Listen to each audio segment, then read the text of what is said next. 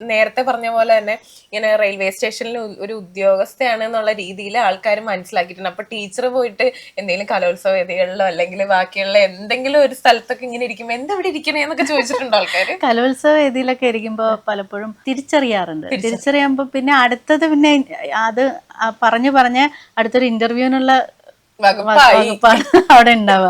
മിക്കവാറും കലോത്സവങ്ങളിൽ പോയാൽ ഒരു 2-3 ഇന്റർവ്യൂസ് ഉണ്ടാവാറുണ്ട്. ഇപ്പൊ ഡബിങ് ആർട്ടിസ്റ്റ് ആയതുകൊണ്ടുള്ള ഇപ്പൊ ഗുണങ്ങൾ ഉണ്ടാവും ഒരുപാട്. അപ്പൊ ഇപ്പം മോഡുലേഷൻ ആണെങ്കിൽ ഇപ്പൊ പെട്ടെന്നൊക്കെ വരികയാണെങ്കിൽ ഇങ്ങനത്തെ ഒരു ഓപ്പർച്യൂണിറ്റി ഒക്കെ വരികയാണെന്നുണ്ടെങ്കിൽ നമുക്കത് വഴക്കി എടുക്കാനായിട്ട് അത് കുറച്ച് ബുദ്ധിമുട്ടായിരിക്കുമല്ലോ. അപ്പൊ എങ്ങനെ ടീച്ചർ ഒരു എനിക്ക് തോന്നുന്നു.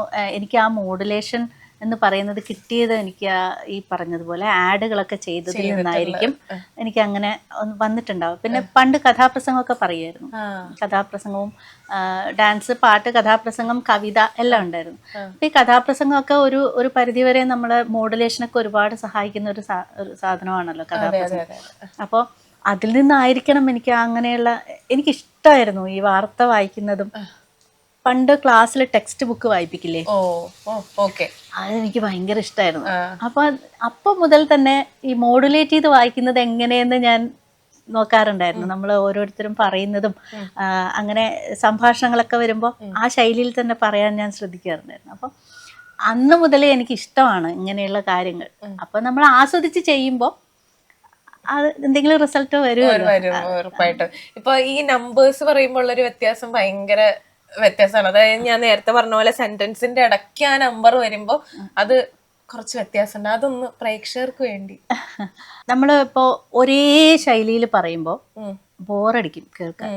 ഒന്ന് പ്രേക്ഷകർക്ക് ബോറടിക്കും, പിന്നെ ഒന്ന് പറയുന്നത് നമുക്ക് ബോറടിക്കും. അപ്പൊ ഒന്ന് മാറ്റും.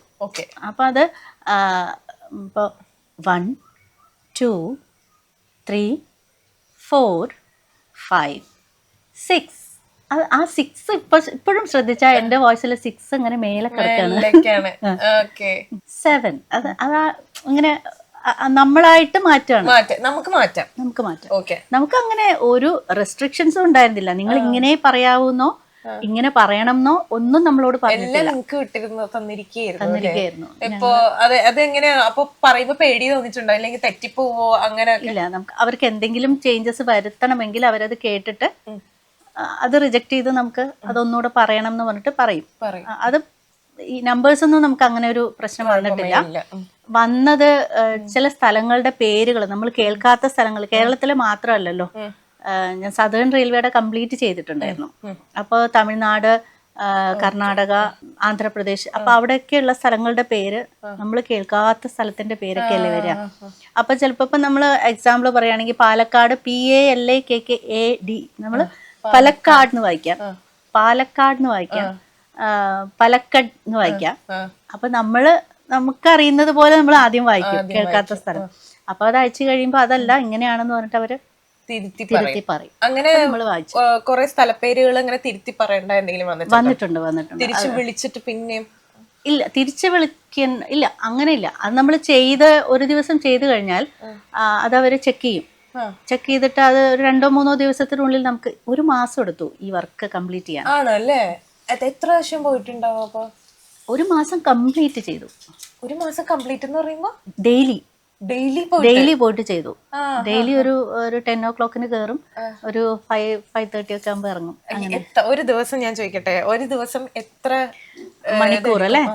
ചുരുങ്ങിയത് ഒരു 5-6 മണിക്കൂറെങ്കിലും നമ്മൾ അതിനുവേണ്ടി ടൈം സ്പെൻഡ് ചെയ്യേണ്ടി വരും. അപ്പൊ അന്ന് ടീച്ചർ ആയിരുന്നില്ലേ? അന്ന് ഞാൻ ഈ സ്കൂളിലായിരുന്നില്ല, ഡബിങ് ആർട്ടിസ്റ്റ് ആയിട്ട് വർക്ക് ചെയ്യായിരുന്നു. അതെ. പിന്നെ പ്രൈവറ്റ് സ്കൂളിൽ അന്ന് എനിക്ക് ഡെയിലി പോകേണ്ട കാര്യം ഉണ്ടായിരുന്നില്ല, കലോത്സവങ്ങൾക്ക് മാത്രം പോയാൽ മതിയായിരുന്നു.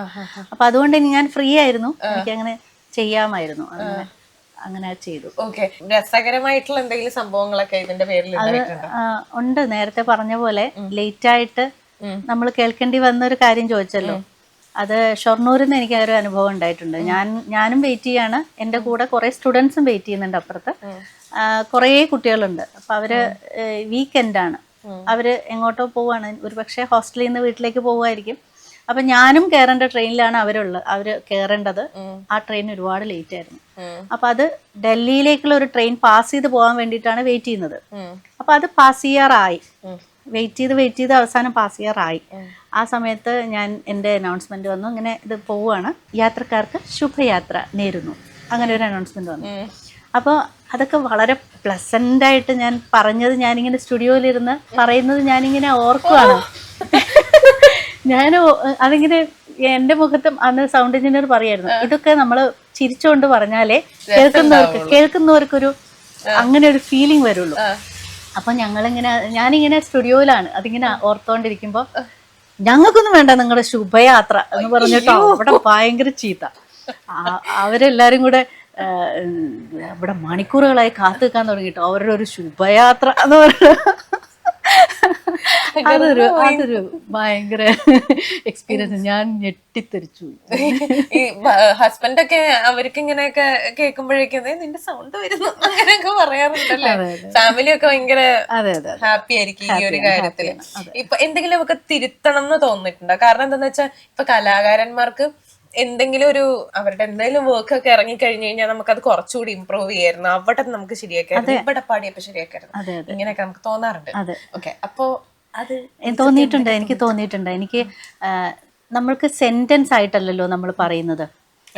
ആദ്യം നമ്പേഴ്സ് മാത്രം എടുക്കുന്നു, പിന്നെ എത്തിക്കൊണ്ടിരിക്കുന്നു, വൈകി ഓടിക്കൊണ്ടിരിക്കുന്നു, മണിക്ക് മണി, ഇങ്ങനെ മാത്രമേ എടുക്കുന്നുള്ളൂ.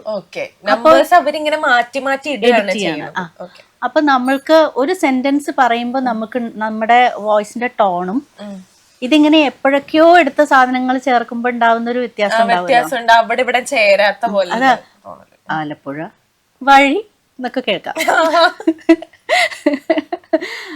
കേട്ടില്ലേ? അതൊക്കെ നമ്മള് ഏതോ ദിവസം ആലപ്പുഴ എടുത്തിരിക്കുകയാണ്, വഴി വേറൊരു ദിവസം എടുത്താ അപ്പൊ അതിങ്ങനെ കൂട്ടിച്ചേർക്കുമ്പോഴുള്ള അരോചകമുണ്ട്. അപ്പൊ ഞാൻ ഒന്നുകൂടെ എടുത്തിരുന്നെങ്കിൽ നമുക്ക് ഇതെല്ലാം മനസ്സിലാക്കി ചെയ്യാമായിരുന്നു എന്ന് തോന്നിയിട്ടുണ്ട്. അപ്പൊ ഇതൊക്കെ ഞാനൊക്കെ ആദ്യമേ വിചാരിച്ചിരുന്നത് ഇതൊക്കെ ഒറ്റ സ്ട്രെച്ചിൽ അങ്ങ് എടുത്തു പോകുന്നത്. അപ്പോ അങ്ങനെ എടുത്താൽ ഇത് എങ്ങനെ ഇങ്ങനെയൊക്കെ ടോണും പിച്ചും ഇങ്ങനെ എഡിറ്റ് ചെയ്യാൻ വരുന്നേന്ന് അന്ന് ഞാൻ ആലോചിച്ചിരുന്നു. കുറച്ച് വിവരമില്ലായിരുന്നു. ഒരു ചെറിയ മോള്, എൻ്റെ ഒരു ഫ്രണ്ടിന്റെ മോള് അന്ന് പണ്ട് 2017-18 ആ കാലത്ത് അവള് ട്രെയിനിൽ വരുമ്പോ ഇങ്ങനെ അവള് പറഞ്ഞു കൊടുത്തു, മോളെ നമ്മുടെ ഷിജനാൻഡിയാണ് ഇത് പറഞ്ഞു കൊടുത്തത്. അപ്പൊ പിന്നെ അവളുടെ സംശയം, അതെങ്ങനെ നമ്മൾ ഒരു സ്റ്റേഷനിൽ എത്തുമ്പോഴേക്കും ഷിജനാൻഡി ഇവിടെ എത്തുന്നത്, അവിടെ പോയി അവിടെ വന്നിട്ട് പറയും. കുട്ടികളെ പറഞ്ഞങ്ങനെ പറ്റിക്കാറുണ്ട് ആരെങ്കിലും, ഫ്രണ്ട്സ് ഒക്കെ? പറ്റിക്കാറൊന്നുമില്ല. ഞാൻ പറഞ്ഞു കൊടുത്തിട്ടുണ്ട് കാര്യങ്ങളെല്ലാം, റെക്കോർഡ് ചെയ്ത് വെച്ചതാണ്, അതിങ്ങനെ എല്ലാ സ്റ്റേഷനിലും ഇടുവാണ്. എനിക്ക് തോന്നുന്നു അത് പുറത്ത് വന്നത് ഈ ഇന്റർവ്യൂസിലൂടെയാണ്. ഇങ്ങനെയാണ് റെയിൽവേയുടെ അനൗൺസ്മെന്റ് എന്ന് മനസ്സിലായിട്ടുണ്ട്, ജനങ്ങൾക്ക് മനസ്സിലായിട്ടുണ്ട്. സന്തോഷം.